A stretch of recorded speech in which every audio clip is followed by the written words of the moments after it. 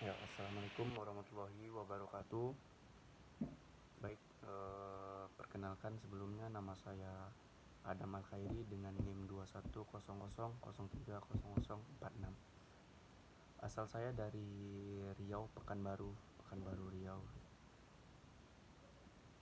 Saya berkuliah di Ilmu Komunikasi UAD, Universitas Ahmad Dahlan, Yogyakarta.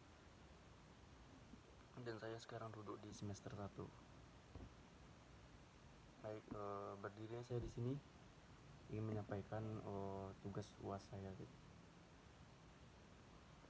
Pengantar ilmu politik. Baik, di sini saya akan menjelaskan dengan topik atau dengan judul negara dan sistem politik. Baik, saya mulai saja, langsung saja saya mulaikan bacainnya atau saya ngantar materinya. Pertama, negara itu adalah alat alat dari masyarakat yang mempunyai kekuasaan untuk mengatur hubungan-hubungan manusia dalam bermasyarakat dan menertibkan gejala-gejala kekuasaan dalam masyarakat.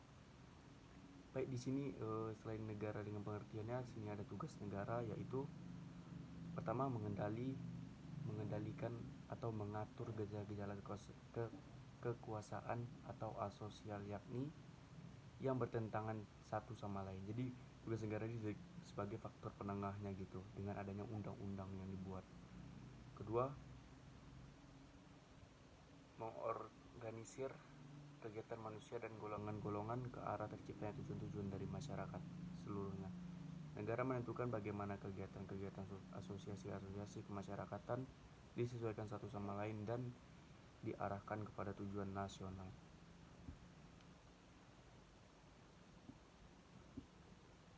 Baik, di sini selain yang di atas tadi, unsur-unsur atau syarat terbentuknya sebuah negara, yaitu pertama mempunyai wilayah. Itu yang pertama.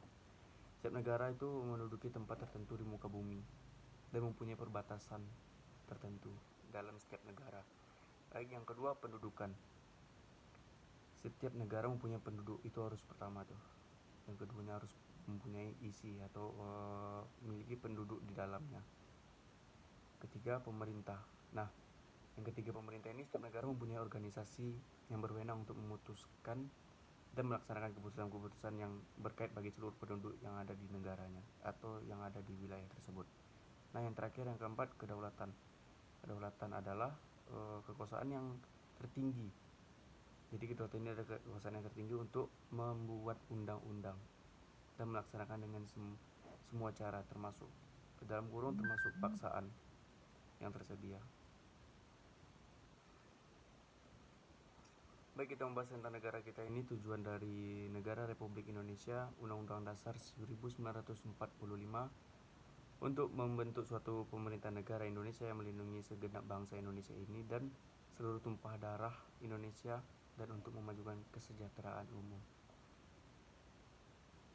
Menurut Charles E. Merriam menyebutkan ada 5 fungsi negara. Yang pertama, keamanan ekstern. Kedua, ketertiban intern. Ketiga, keadilan. Keempat, kesejahteraan umum. Dan kelima, kebebasan.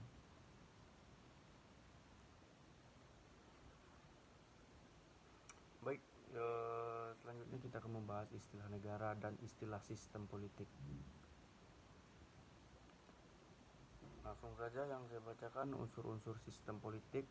Yang pertama, ada kekuasaan sebagai cara untuk mencapai hal yang diinginkan.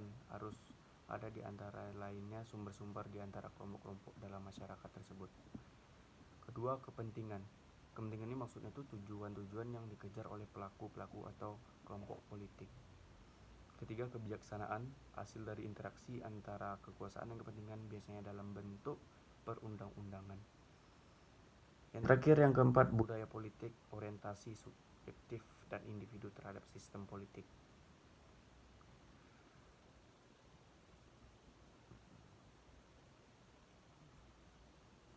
Konsep sistem oleh sarjana ilmu politik dipinjam dari ilmu biologi. Dianggap bahwa suatu sistem politik seperti halnya organisme dalam ilmu biologi terdiri dari bagian-bagian atau komponen-komponen yang saling bergantung pada yang lain dan saling mengadakan interaksi sesama.